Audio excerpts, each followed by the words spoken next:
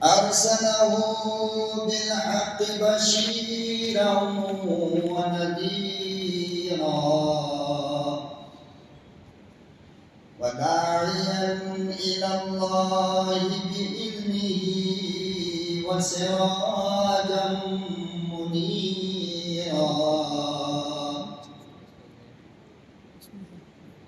أما بعد فأعوذ بالله السميع العليم من الشيطان الرجيم. بسم الله الرحمن الرحيم.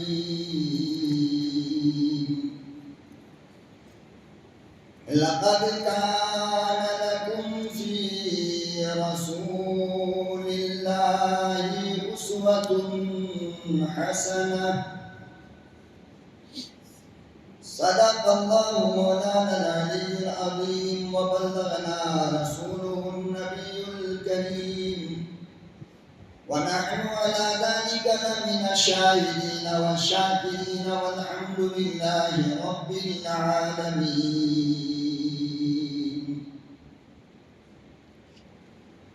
نہایت قابل قدر بزرگوں اور دوستوں،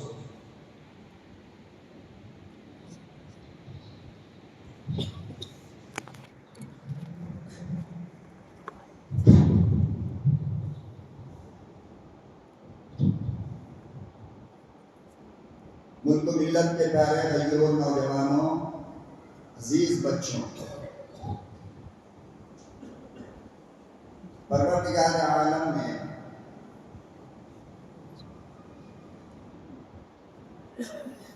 اس دنیا کی اصلاح کے لیے اور اس دنیا کو اللہ کی توحید سمجھانے کے لیے اپنے بندوں کی طرف اللہ نے کم و بیش 1,24,000 نبیوں کو بھیجا ہے، جس کی ابتدا جناب حضرت آدم علیہ السلام سے ہوئی اور اس کی انتہا جناب رسول اکرم صلی اللہ علیہ وسلم پر ہوئی ہے۔ لیکن آپ بڑے غور سے میری دو باتوں کو سمجھیں۔ ایک تو یہ کہ دنیا میں جتنے نبی، پیغمبر اور رسول آئے، اللہ رب العالمین نے سب کو لمبی لمبی عمریں عطا فرمائی، بڑی بڑی عمریں اللہ نے ان نبیوں کو عطا فرمایا۔ کسی نبی کو اللہ نے 2000 سال کی زندگی عطا فرمائی، کسی کو اللہ نے 1500 سال کی زندگی عطا فرمائی، کسی کو اللہ نے 1000 سال کی عمریں عطا فرمائی، کسی کو اللہ نے 900 سال کی زندگی عطا فرمائی، کسی کو اللہ نے 500 سال زندہ رکھا، کسی کو اللہ نے 400 سال زندہ رکھا، کسی کو اللہ نے 200 سال زندہ رکھا، کسی کو اللہ نے 100 سال زندہ رکھا۔ یعنی تمام نبیوں کو پروردگار عالم نے لمبی لمبی زندگی عطا فرمائی، مگر میرے نبی کو صرف اور صرف 63 سال کی زندگی عطا فرمائی، 63 ہے۔ یعنی سب سے چھوٹی زندگی اللہ نے ہمارے اور آپ کے پیغمبر جناب رسول اللہ صلی اللہ علیہ وسلم کو عطا فرمایا۔ یہ تو رہی ایک بات۔ اب دوسری بات آپ سمجھیں کہ جتنے نبی آئے میرے نبی سے پہلے، وہ سارے نبی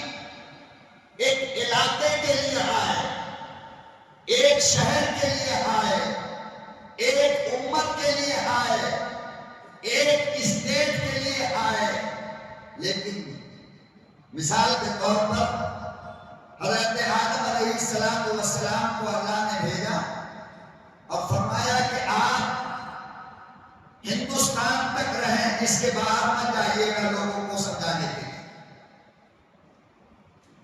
کسی نبی سے اللہ نے کہا کہ آپ صرف پاکستان تک رہیں، اس سے آگے آپ کو جانا نہیں ہے۔ کسی نبی سے اللہ نے کہا کہ آپ صرف اپنے محلے والوں کو سمجھائیں، محلے سے باہر آپ کو جانا نہیں ہے۔ کسی نبی کو اللہ نے کہا کہ آپ ایک اسٹیٹ میں لوگوں کو سمجھائیں، اس سے آگے آپ کو جانے کی ضرورت نہیں ہے۔ مگر جب نمبر میرے نبی کا آیا تو فرمایا کہ میرے محبوب، جہاں تک میری خدائی ہے، جہاں تک میری خدائی ہے، وہاں تک آپ کی مصطفائی ہے۔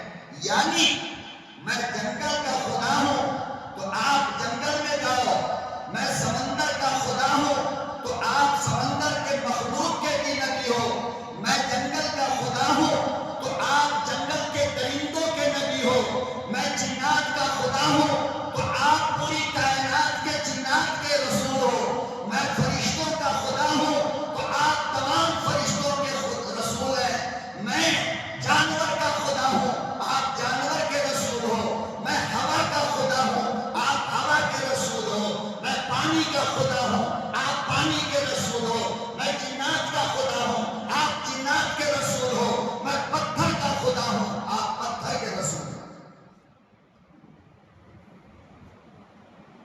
اور عمر کتنی دیا اللہ نے؟ سارے نبیوں سے کم 63 سال۔ سارے نبیوں کو لمبی عمر دیا تو کیا کہا؟ آپ تھوڑی دور تک کے لیے ہیں، آپ کو زیادہ دور لوگوں کو سمجھانے کے لیے نہیں جانا ہے۔ لیکن جس نبی کو اتنی چھوٹی عمر عطا فرمائی، اس نبی سے کہا کہ آپ پوری دنیا کے نبی ہو، میں رب العالمین ہوں، آپ رحمت للعالمین ہیں، میں ساری دنیا کا رب ہوں، آپ ساری دنیا کے لیے رحمت ہو۔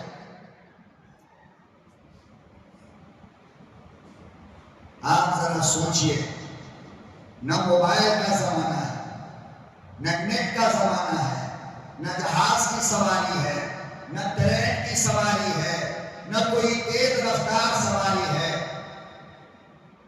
پھر پوری دنیا میں ایک انسان جس کو صرف 63 سال دیا گیا اور عرب کی سرزمین پر اس کو لایا گیا اور کہا گیا کہ آپ ہندوستان جائیے، ہندوستان میں بنگلور جائیے، بنگلور میں کوئی پالیا جائیے اور وہاں جا کر کے آپ کو لوگوں کو سمجھانا ہے۔ مسلمانوں اندازہ لگاؤ یہ کتنا مشکل کام ہو سکتا تھا۔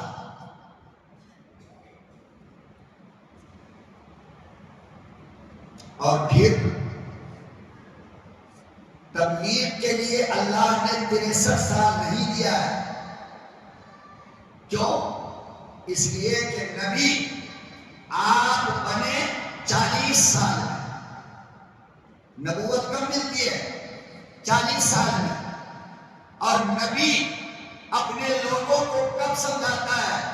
40 کے بعد، نبوت کے بعد۔ تو آپ دیکھو میرے نبی کو دیا 63 سال، اس میں سے 40 سال آپ نکال دو، بچا کتنا؟ 23 سال۔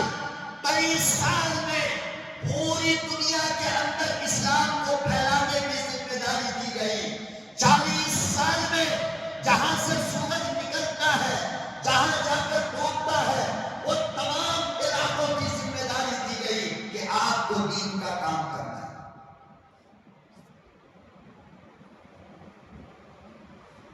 کتنے سال؟ 23 سال۔ اور جگہ کتنا دیا سمجھانے کے لیے؟ پوری دنیا کے انسان اور پوری دنیا کے جنات دونوں کو سمجھانا۔ ہم لوگوں کی زندگی ختم ہو جاتی ہے، ہے، ایک فیملی ہم سے نہیں سمجھ پاتی۔ ایک بیٹا بگڑ گیا تو پوری زندگی گزر جاتی ہے بیٹا کو بنانے میں، لیکن بیٹا سدھرتا نہیں۔ ایک بیوی بدماش آ گئی تو پوری زندگی ختم ہو جاتی ہے اس کو سمجھانے میں، مگر ایک بیوی ہم سے سمجھتی نہیں ہے۔ نبی کو تو پوری دنیا کی ذمہ داری اللہ نے دی کہ پوری دنیا کو جا کر آپ کو سمجھانا ہے۔ اس میں ہر مذہب کے لوگ ہیں، اور جب سے دنیا بنی تب سے لے کر آج تک جتنا خراب زمانہ، جتنا گندا زمانہ، جتنا بدماش زمانہ میرے نبی کو دیا گیا، کسی اور نبی کو نہیں۔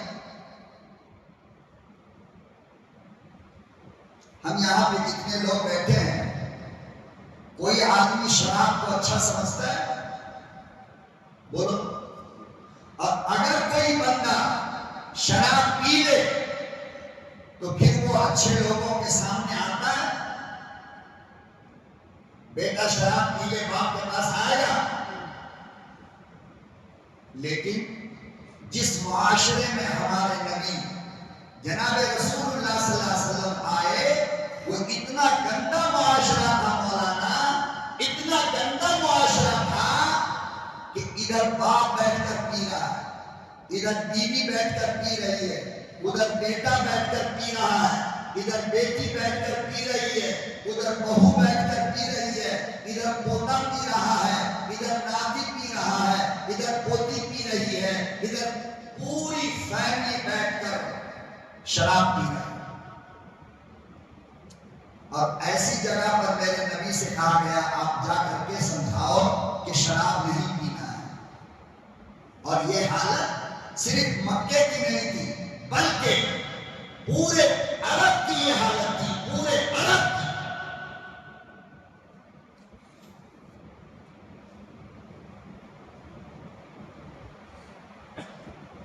اور جب کوئی بچہ پیدا ہوتا تھا نا ان کے یہاں، جس ماحول میں، جس معاشرے میں ہمارے نبی صلی اللہ علیہ وسلم تشریف لائے، اس عرب کے اندر جب کوئی بچہ پیدا ہوتا تھا تو سب سے پہلے کیا کرتے تھے وہ معلوم؟ بچے کے ابھی ماں کے پیٹ سے آیا اور بچے کے منہ میں شراب کا قطرہ ڈالتے تھے۔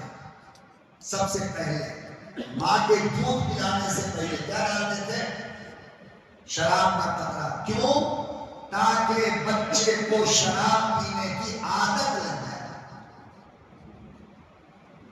آپ ذرا سوچ کر دیکھیے کتنا گندا معاشرہ رہا ہوگا، کتنا خراب ماحول رہا ہوگا۔ ہمیں اگر آج امیر صاحب یہ کہیں کہ بھائی یہ 40 دن کی جماعت لے کر کے آپ فلانی بستی میں چلے جاؤ، وہاں لوگ شرابی ہیں، زنا کرنے والے ہیں، گنڈے ہیں، بدماش ہیں، چور ہیں، خدا کو نہیں جانتے، تو ہم لوگ کہیں گے امیر صاحب دوسرا رخ دے دو، اتنی گڑبڑ جگہ کیوں بھیج رہے ہیں؟ یہی کہیں گے۔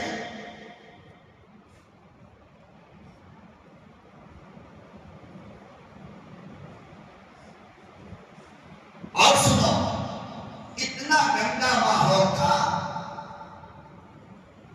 اگر کسی آدمی کی بکری کسی کے کھیت میں منہ ڈال دیتی، کھاتی نہیں، منہ ڈال دیتی، تو دونوں آدمی میں جو لڑائی چلتی تھی 8 سال 10 سال 20 سال تک لڑائی چلتی رہتی تھی، ہزاروں لوگوں کا مرڈر ہو جاتا۔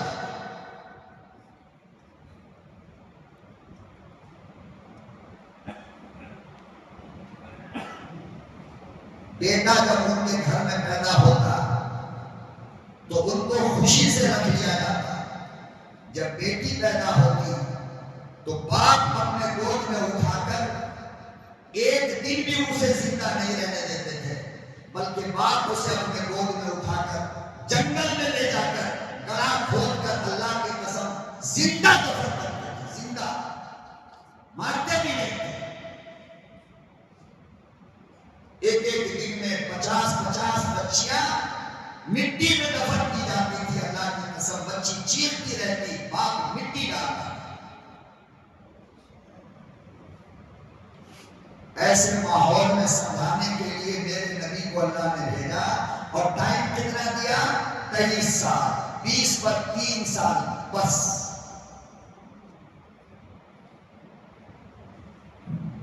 حضرت سعصہ ابن ناجیہ ابھی نئے نئے مسلمان ہوئے، کلمہ پڑھا، نوجوان ہے. آقا صلی اللہ علیہ وسلم سے انہوں نے پوچھا یا رسول اللہ میں اب مسلمان بن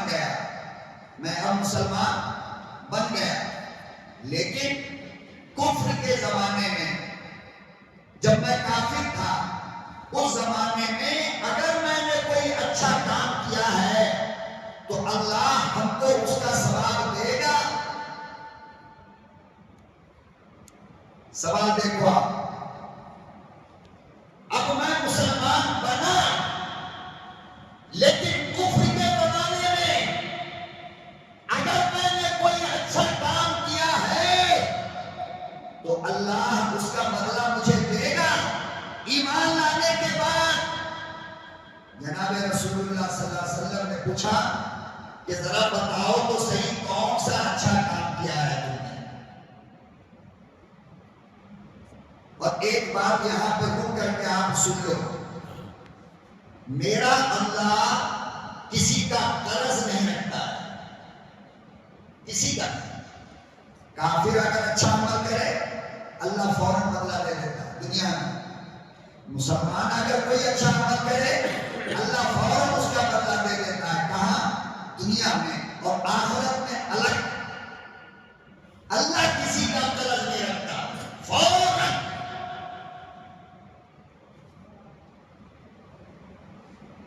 یہاں تک کہ اگر کسی کافر نے ایک گلاس کسی کو پانی پلا دیا نا، دنیا میں اللہ اس کا بدلہ دیتا ہے، فوراً دیتا ہے. آخرت میں تو نہیں. لیکن ایمان والا اگر پانی پلا ہے تو یہاں بھی بدلا اور وہاں بھی بدلا.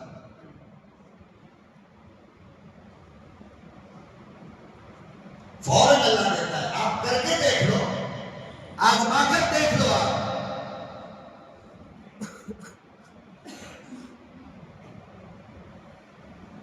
آپ اب علماء نے لکھا ہے، سنو، قرآن کریم اس بات کی گواہ ہے کہ باپ نے اگر کوئی اچھا عمل دنیا میں کیا تو اللہ اس کی 7 نسلوں تک اس کا بدلہ دیتا رہتا ہے. 7 نسل تک. یہ مت سوچنا کہ میں نے اگر کسی کو کھانا کھلایا تو اللہ مجھے کیوں نہیں کھلا رہا ہے. اللہ کہتے ہیں کہ تجھے بھی بدلہ دوں گا اور تیرے 7 نسل تک تیری بھلائی کام آئے گی.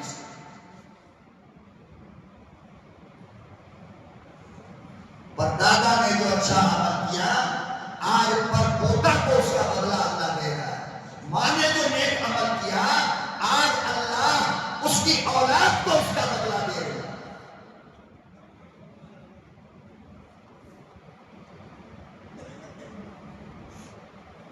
میرا بہت بچپن تھا میرے بھائی، بہت چھوٹا تھا.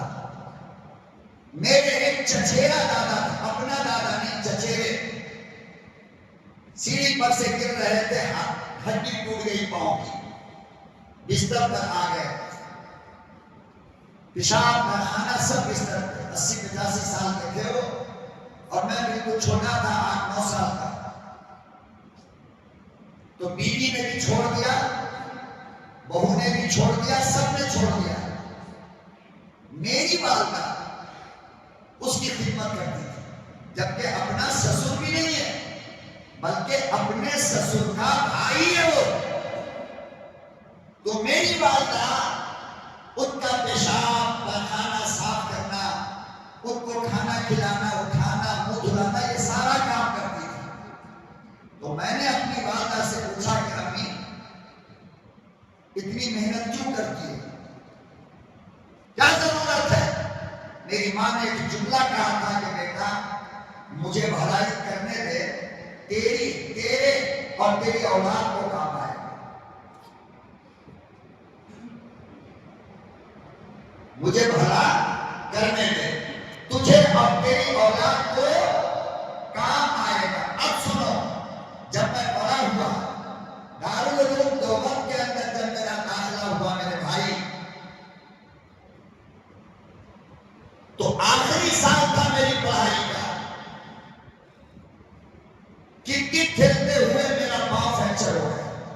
ٹوٹ گیا.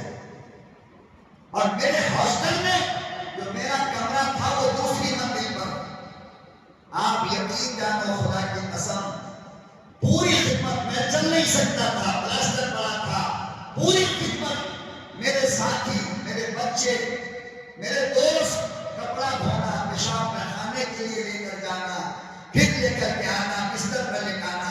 اس وقت مجھے اپنی ماں کا وہ جملہ یاد آیا کہ بیٹا آج کرنے دے, تجھے اور تیری نسل کو کام آئے.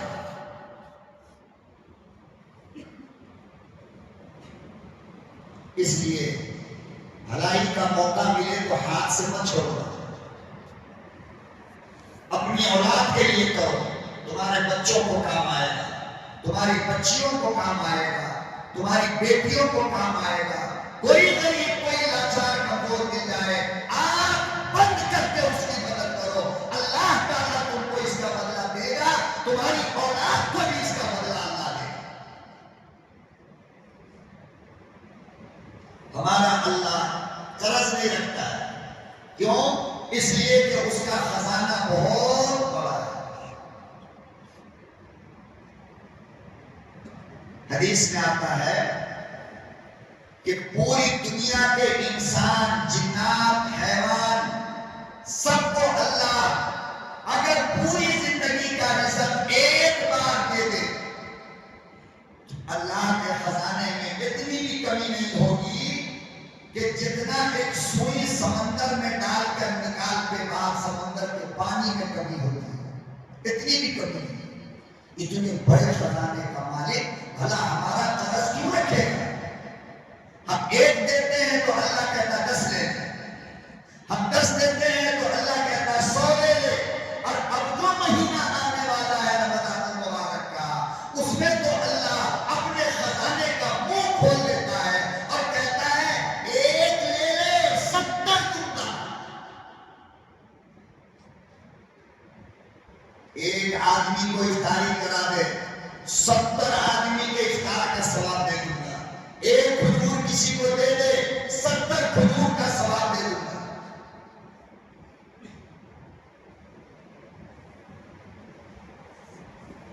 اس لیے رمضان آ رہا ہے, اس کی تیاری میں لگ جائیے ہر آدمی. کس تیاری میں؟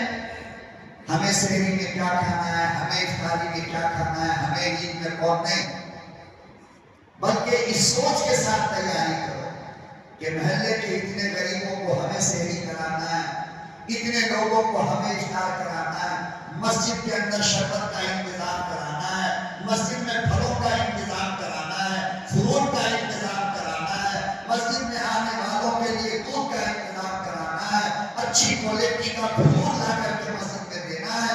یہ تیاری ہے رمضان کی. ارے میں میرے لیے یہ کون سی تیاری ہے؟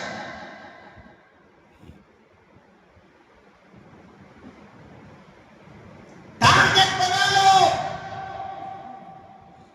کہ ہمارے مسجد کے اندر 500 لوگ افطار کرتے ہیں,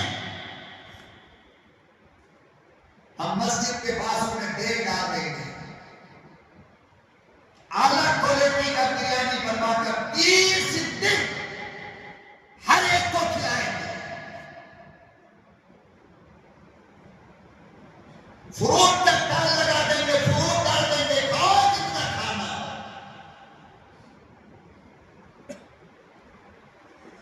یاد رکھنا مسلمانوں, خوب اچھی طرح یاد رکھنا کہ ہم جو کھاتے ہیں, جو پیتے ہیں, جو پہنتے ہیں, وہ ہمارا نہیں ہے, وہ ہمارا نہیں ہے.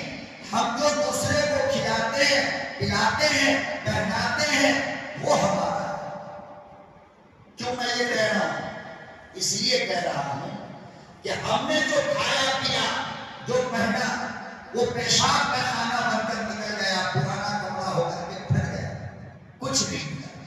لیکن ایک جوڑا کپڑا جو کسی غریب کو میں نے پہنایا, میرا اللہ کہتا ہے قیامت کے دن آ, میں تجھے جنت کا ریشمی لباس پہناؤں. اب بتاؤ, ہم نے جو پہنا وہ ہمارا ہے یا ہم نے جس کو جو پہنا ہے وہ ہمارا ہے؟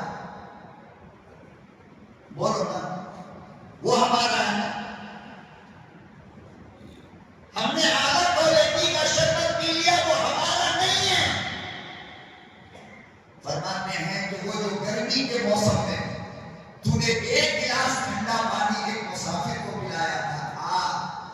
مصطفیٰ کے ہاتھ سے تمہیں آب کوثر پلاؤں گا جنت کے اندر. بتاؤ وہ شربت ہمارا ہے جو ہم نے پیا یا وہ پانی ہمارا ہے جو ہم نے کسی مسافر کو پلایا؟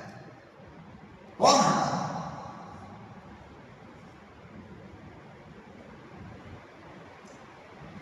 اللہ اکبر و کبیرہ. لوگوں امام الانبیاء محبوب کبریا حضرت محمد مصطفیٰ صلی اللہ تعالی علیہ وسلم کے گھر میں 2 مہینے سے چولہا نہیں جل رہا ہے. بازو میں چھوٹا سا مدرسہ ہے.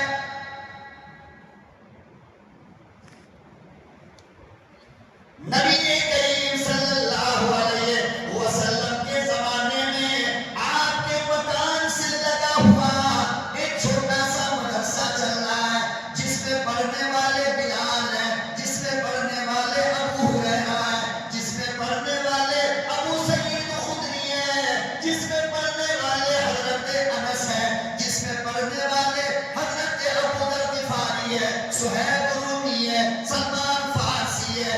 غریب غریب صحابہ, مہاجر صحابہ کالی کپڑی والے کے مدرسے میں پڑھ رہے ہیں. بالکل ایسے ہی جیسے کہ ہماری مسجد سے لگا ہوا ہمارا احسن العلوم مدرسہ بالکل. اور پوری دنیا میں یہ مثال ہونی چاہیے کہ جہاں جہاں مسجد ہو وہاں وہاں مدرسہ ہونی چاہیے.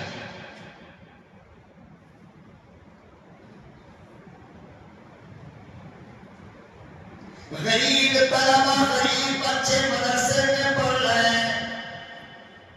ساری ذمہ داری مدرسہ چلانے کی امام الانبیاء کے کاندھے پر ہے. اور لوگوں, اتنی غربت کا زمانہ تھا کہ طالب علم لوگ, مدرسے کے بچے لوگ جنگل کی لکڑیاں توڑ توڑ کر لاتے اور مدینے کے بازار میں بیچ کر راشن خریدا جاتا تھا.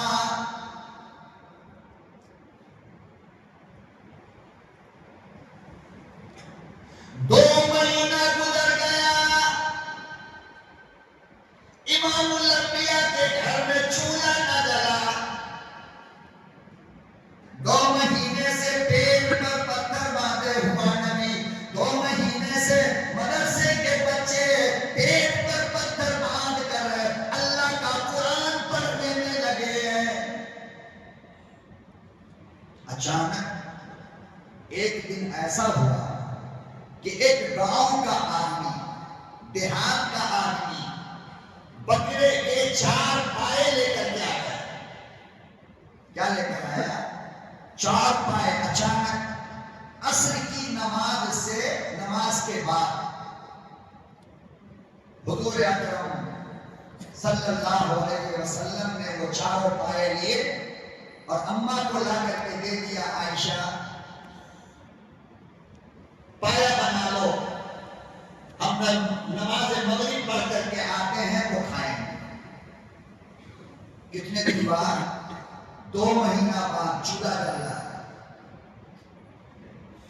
کبھی کبھی سوچا کرو اے مسلمانوں, بحیثیت امت کے سوچا کرو کہ جس امت کے پیغمبر نے 2 مہینہ پیٹ پر پتھر باندھ کر دین کی خدمت کی, آج ہم نلی تک کھا کر کے کس مستی سے دین کا جنازہ پڑھا ہے. کون سا ٹائم ہے جس وقت اللہ نے تمہیں بھوکا رکھا, لیکن کون سا وقت ہے جس وقت تم نے دین کو برباد نہیں کیا ہے؟ مجھے بتاؤ. تیرے نبی نے پیٹ پر پتھر باندھ کر دین کی حفاظت کی اور اس نبی کی امت پیٹ بھر کر کے کھا کھا کر دین کو خراب کر رہے ہیں.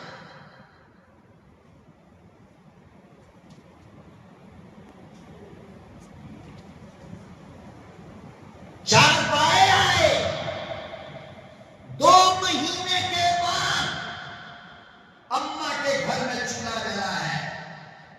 جب پایا پکنے لگا نا تو اس کی خوشبو بغل والے مدرسے میں چلی گئی جہاں طالب علم لوگ بھی 2 مہینے سے بھوکے تھے. کتنے دن سے؟ 2 مہینے.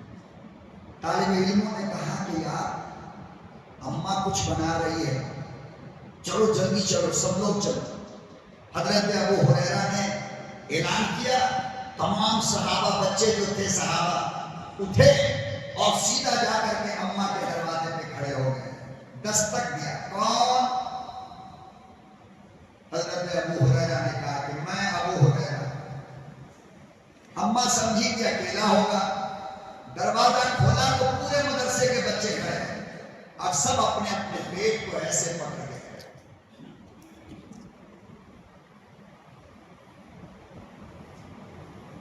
میرے محترم، قیامت آ جائے گی مگر آپ کو بھوک کی حقیقت سمجھ میں نہیں آئے گی جب تک آپ کو 2-4 دن بھوکا نہ رہنا پڑے. 2-4 دن بھوکا رہو. ارے تھوڑا سا کھانے میں لیٹ ہوتا ہے نا تو گر جاتے ہو، بے ہوش ہو جاتے ہو. 2 مہینہ بھوکا رہ کر کے پیٹ پہ ہاتھ رکھ کر کے کھڑے ہو گئے. ابو ہریرہ نے کہا اماں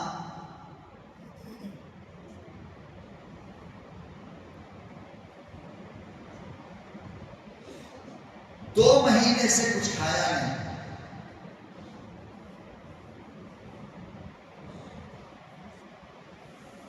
کہنے لگے اماں کچھ بنا رہی ہے.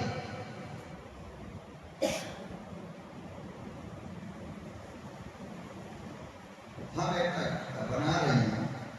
2 مہینے سے چولہا نہیں کرا بیٹا، آج بنا رہی ہوں، کسی نے پایا نہیں.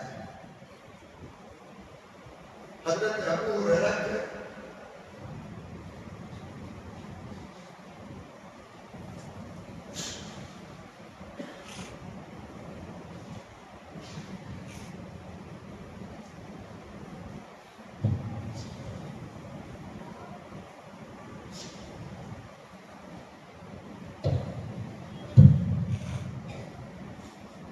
ابو ہریرہ کہنے لگے امی بھوک بہت لگی ہے، تھوڑا ہم کو بھی دے دو. اماں عائشہ رضی اللہ تعالیٰ عنہا نے 3 پائے نکالے اور بچوں کے سامنے رکھ دیا کہ ابو ہریرہ بیٹا یہ 3 سب مل کر کے کھا لو، ایک تمہارے نبی کے لیے اٹھا کر کے رکھو. اندازہ لگاؤ میرے بھائی، جس کے صدقے میں اللہ نے پوری دنیا کو رزق دیا، انسان کو، جنات کو، ساری دنیا کو اللہ نے رزق دیا، اس نبی کے گھر کی یہ حالت ہے.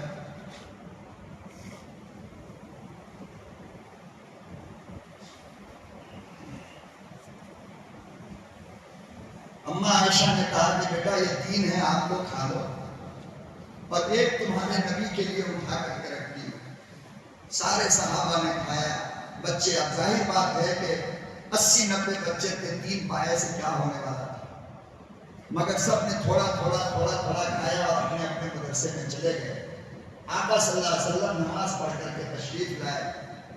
قیامت کی بھوک لگی تھی. حدیث میں آتا ہے میرے بھائی کہ اللہ کے نبی صلی اللہ علیہ وسلم کی بھوک کی وجہ سے پیٹ جھکی،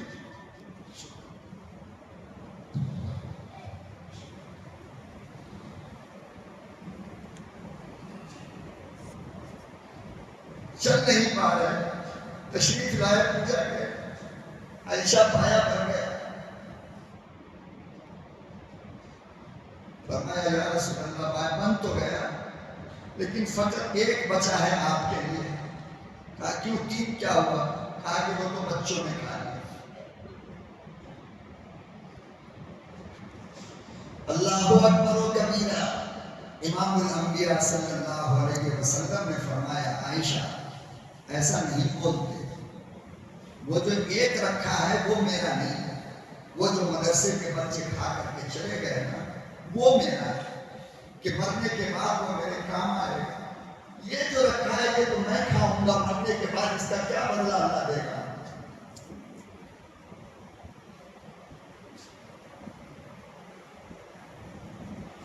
مسلمانوں، خدا کی قسم اگر اس نقطے کو سمجھ لیتے تو آج تمہارے محلے میں کوئی غریب بیوہ مسکین اپنے بچوں کو بھوکا نہیں سلاتی.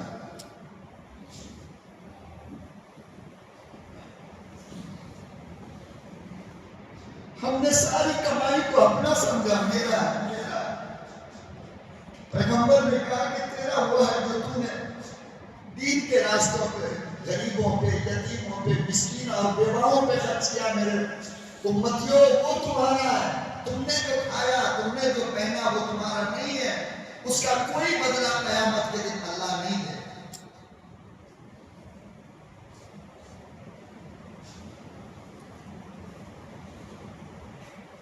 تو حضرت سعصہ ابن ناجیہ جو ابھی نئے نئے مسلمان ہوئے، آقا صلی اللہ علیہ وسلم سے پوچھا کہ یا رسول اللہ، میں نے کفر کے زمانے میں جو اچھا کام کیا ہے، اللہ مجھے اس کا بدلہ دے گا؟ آقا دو جہاں صلی اللہ علیہ وسلم نے فرمایا سعصہ بتا تو صحیح کیا عمل کیا ہے تم نے؟ حضرت سعصہ کہنے لگے یا رسول اللہ، ایک مرتبہ میرا 2 اونٹ گم ہو گئے۔ کتنا؟ 2 اونٹ۔ میں اس کو تلاش کرنے کے لیے جنگل کی طرف نکلا تو میں نے دیکھا کہ پہاڑی کے پیچھے ایک بوڑھے میاں نے میرے 2 اونٹ کو اپنے دروازے پہ باندھ کر کے رکھا ہے۔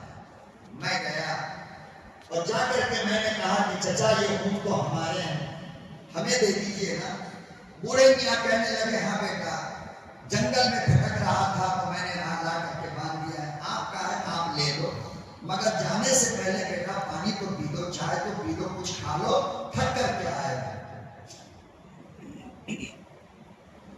حضرت سعصہ کہتے ہیں کہ میں بیٹھ کر کے کھجور کھا رہا تھا، پانی پی رہا تھا کہ اچانک اندر سے کسی بچے کے رونے کی آواز آئی۔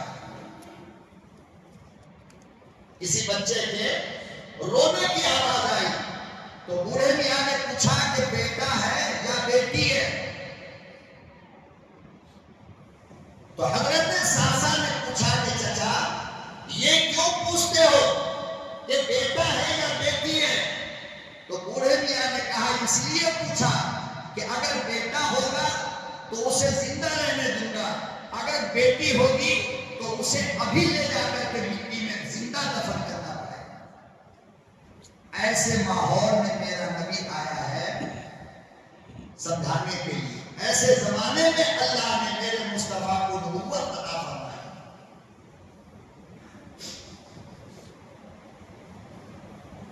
تھوڑی دیر کے بعد اندر سے آواز آئی کہ بچی پیدا ہوئی ہے، تو کہا کہ ٹھیک ہے، کدال لے کر کے مٹی کھودنے کے لیے اور چاقو لے کر کے تیار ہو جاؤ، بچی کو لے کر کے مجھے جانا ہے دفن کرنے کے لیے۔ حضرت سعصہ جو ابھی ایمان نہیں لائے کہنے لگے بوڑھے میاں چچا جان ایسا کرو وہ بچی مجھے دے دو، میں اسے اپنے گھر لے جا کر پال لوں گا، کیوں مارو گے اسے؟ بوڑھا کہنے لگا دوں گا ضرور، لیکن 3 اونٹ بدلے میں لوں گا۔ کتنا؟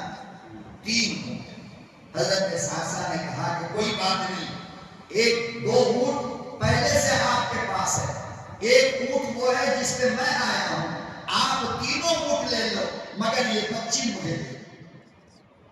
بچی لے کر کے اپنے گھر چلے گئے، وہاں جا کر اپنی نوکرانیوں سے کہا کہ اس کو دودھ پلاؤ، کپڑا پہناؤ اور اس کی پرورش کرو۔ اللہ اکبر و کبیرہ۔ حضرت سعصہ کہتے ہیں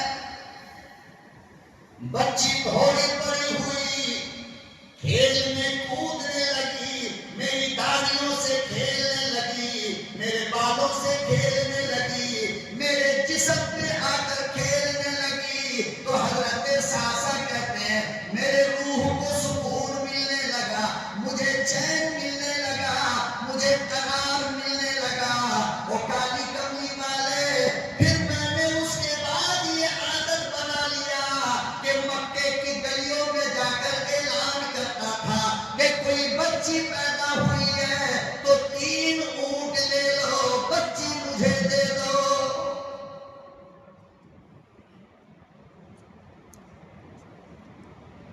اور مکے والوں، بچے کو دفن نہ کرو، زندہ مٹی کے حوالے نہ کرو، میں 3 اونٹ دیتا ہوں اور وہ بچی میرے حوالے کر دو، میں اپنے گھر لے جا کر رکھوں گا۔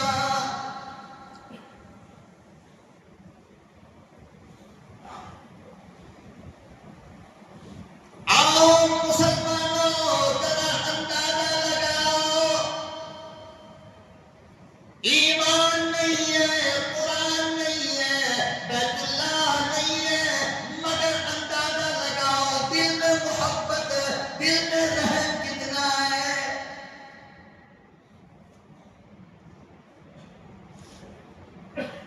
آج اگر راستے پر کسی کا ایکسیڈنٹ ہو جائے، ہم لوگ اس وجہ کر اس کو اپنے ہاتھ میں اپنے گود میں نہیں اٹھاتے کہ ہاسپٹل کا خرچ مجھے دینا پڑے، چاہے اس کی جان چلی جائے۔ تمہیں نہیں معلوم، کاش کہ آج تم نے اس کی جان کو بچا لیا ہوگا، خدا کی قسم اللہ تمہاری 7 نسلوں کی حفاظت کرے۔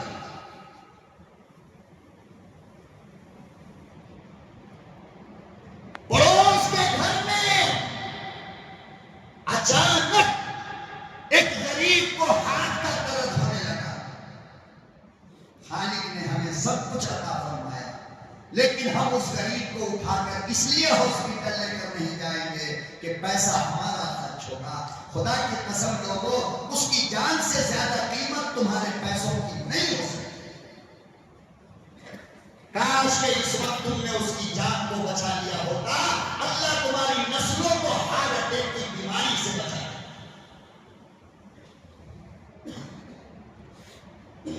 لیکن ہمارا دل تو پتھر ہو گیا ہے مولانا، یہ پگھلتا نہیں ہے، ہم کیا کریں؟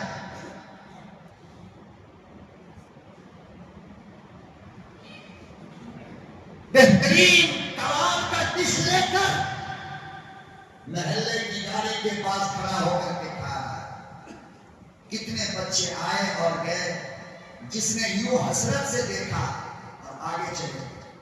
ایمان اگر تمہارے پاس تھا تو تمہارا فرض یہ تھا کہ تم اس کو روک کر کہتے کہ بیٹا میرے ساتھ کھاؤ۔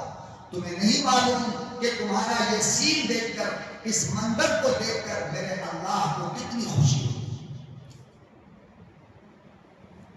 یہ سارے کام ایمان والے کے ہیں، مسلمانوں کا یہ کام ہے، خدا کی قسم کسی اور کا یہ کام نہیں۔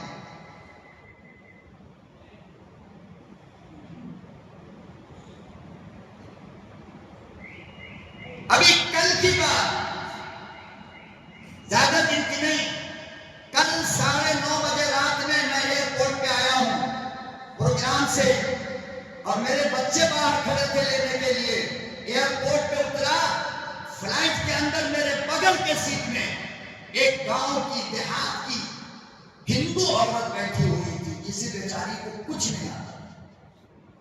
اور بنگلور کا ایئرپورٹ آپ جانتے ہو، کدھر سے نکلنا ہے، کدھر جانا ہے، ایگزٹ کدھر ہے، کچھ نہیں معلوم۔ فلائٹ سے اترنے کے بعد وہ چاروں طرف دیکھ رہی تھی، میں سمجھ گیا کہ بیچاری نئی نئی ہے، کبھی آئی نہیں ہے، مدد کی ضرورت ہے۔ میں نے جا کر کے پوچھا اماں کیا بات ہے؟ کہا بیٹا کدھر سے نکلنا ہے ہم کو معلوم نہیں۔ باہر حالانکہ اس کا بیٹا سافٹ ویئر انجینئر گاڑی لے کر آیا ہے، مگر اندر 2-2.5 کلومیٹر کا سفر طے کرنا ہے اس کو بنگلور ایئرپورٹ کے لیے۔ ایئرپورٹ میں میں نے کہا کہ اماں آؤ، میں نے اس کے ہاتھ کو پکڑا ہے، تقریباً 60 یا 65 سال کی ہے میرے بھائی۔ میں نے اس کے ہاتھ کو پکڑا اور میں نے کہا امی آؤ، باہر چلنا ہے نا؟ کہا ہاں، میرا بچہ انتظار کر رہا ہے۔ میں نے کہا آؤ، میں نے اس کے ہاتھ کو پکڑا، آرام سے میں باہر نکلا۔ آپ یقین کرو گے اس کے بچے تک جو انجینئر ہے، جب میں نے اس کی ماں کے ہاتھ کو لے جا کر اس بچے کے ہاتھ میں دیا ہے تو اس کے سافٹ ویئر انجینئر بیٹے نے اپنی ماں کے ہاتھ کو بعد میں پکڑا، پہلے میرے ہاتھ کو پکڑ کر میرے ماتھے کو چوم کر کہتا ہے اسی کو ہندوستان کہتے ہیں۔ یہی ہندوستان ہے کہ یہاں کی ہر ماں ہر انسان کی ماں ہے۔ اگر میں اپنی ماں کے ہاتھ کو پکڑ کر لا سکتا ہوں تو دوسرے کی ماں کے ہاتھ کو پکڑ کر جس کو سہارے کی ضرورت ہے میں کیوں نہیں لا سکتا؟ میرے ماتھے کو اس نے بوسا دیا پوری پبلک کے سامنے اور کہنے لگا مولانا صاحب تمہارا یہ احسان میں کبھی بھی نہیں بھلا سکتا۔ میں باہر کھڑا ہو کر کے پریشان تھا کہ میری پوری ماں کیسے آئے گی یہاں۔ اسے انگریزی نہیں آتی، کنڑا نہیں آتا، کچھ نہیں آتا۔ اسے اسلام کہتے ہیں مسلمانوں، یاد رکھنا اس بات کو تم ہمیشہ۔ جب بھی کوئی کمزور لاچار پریشان نظر آئے خدا کی قسم اپنا دامن بچھا دو، تم دل جیت لو گے اور دنیا تمہاری جوتیوں پہ اپنا سر رکھے۔ لیکن ہمارا دل جو پتھر ہو چکا ہے وہ پگھلنے کو تیار نہیں۔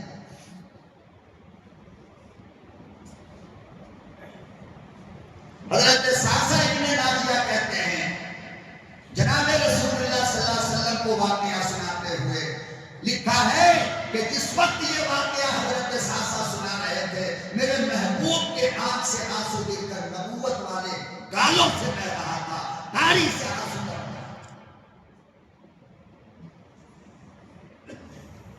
حضرت ساسا کہنے لگے کالی کملی والے، اس طرح میں نے پورے مکے میں اعلان کر کر کے 360 لڑکیوں کی جان بچائی۔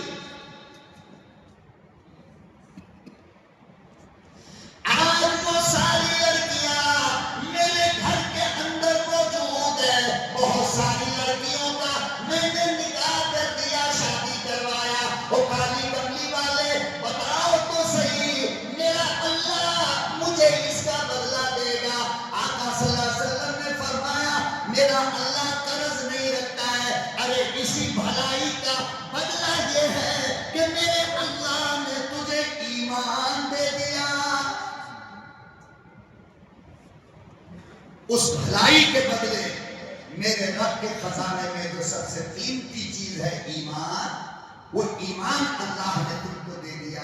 اب تم دنیا سے جاؤ گے تو کافر بن کر کے نہیں، ایمان والے بن کر کے جاؤ۔ ایسے ماحول اور معاشرے میں میرے محبوب کو اللہ نے بھیجا، مگر پوری دنیا پر 23 سال میں میرے نبی نے حکومت کیا۔ کیسے؟ انشاءاللہ آئندہ